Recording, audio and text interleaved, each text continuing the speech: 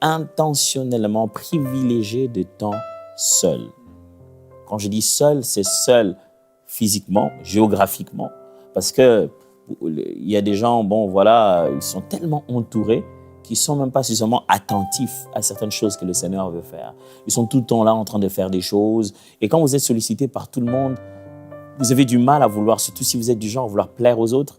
Alors, tiens, viens ici, j'ai besoin de parler. Quand tu auras fini, est-ce que tu viendras là-bas? Les gens remplissent ton agenda et tu n'as même pas un endroit où placer un petit moment avec Dieu.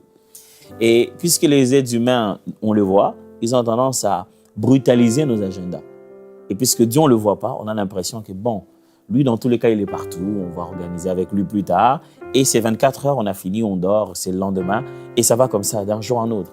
Il est très important de la vie d'un chrétien d'apprendre à intentionnellement mettre de côté un temps où il doit être seul, géographiquement dans l'endroit où il est, physiquement, seul dans sa tête. Je parle ici de la solitude au niveau de la pensée. C'est-à-dire, de fois, on peut aller très loin, dans un monastère, je ne sais pas moi où on veut aller, pour faire un long moment de retraite, mais on est rempli dans sa tête. On y a amené son téléphone. Vous êtes géographiquement éloigné des gens, mais je veux dire, votre tête est remplie de... Vous êtes en retraite avec vos réseaux sociaux, tant mieux encore rester à côté d'eux.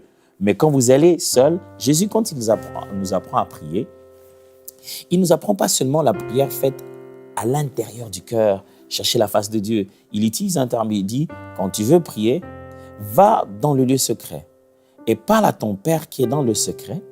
Ton Père qui est dans le secret te le rendra. Si tu pries, ton Père qui est dans le secret te le rendra. Parlant de la rémunération de ceux qui prient dans le secret. Vous savez ce qu'on appelait le secret à l'époque? C'était une pièce qui, dans la vie de Juifs de l'époque, une pièce qui était un peu à l'écart des activités réelles, habituelles de la maison. C'est pas toujours une chambre. Il y avait aussi une pièce, par exemple, où les gens ne s'y rendaient presque pas, un genre de magasin, un genre de placard, qui était un lieu secret. Juste un lieu où personne n'y va. Éloigné un peu des activités de la famille. Et même dans l'architecture de la maison, ce qu'on appelait un lieu secret était un peu détaché des autres activités de la famille. Certains utilisaient la chambre haute, c'est-à-dire tout le monde est ici, la chambre soit pour les amis, ou alors la chambre où on emmagasinait, on mettait le dépôt de tous les biens, ainsi de suite. Pour ceux qui avaient peu d'argent, ils mettaient ça au-dessus. Mais ceux qui en avaient plus faisaient une cour un peu en demi-carré comme ça là, et ils mettaient dans un coin tout ce qui était... on ne faisait rien, donc c'était un peu un lieu à l'écart des autres. En tant que chrétien, on doit apprendre à sortir du monde. Et il y a une phrase que le Seigneur m'a appris avec le temps. Je me plaignais beaucoup du fait que je suis né d'une famille assez nombreuse, donc on est peut-être 13.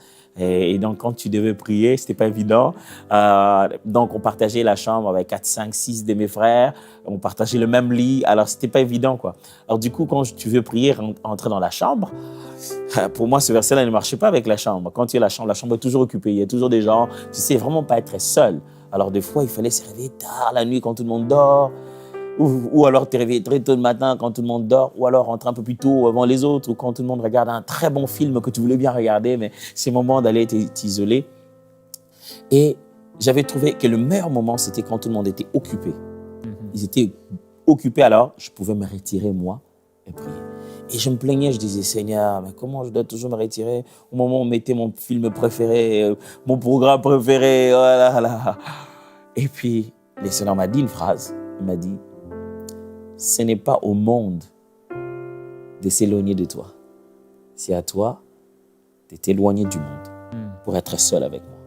Des fois, on a envie que tout s'arrête autour de nous, alors on pourrait être seul avec Dieu. Non, c'est nous qui arrêtons tout autour de nous pour être seul avec Dieu. Rien ne nous facilitera la tâche pour que nous soyons seuls avec Dieu. Il faudrait donc intentionnellement le faire.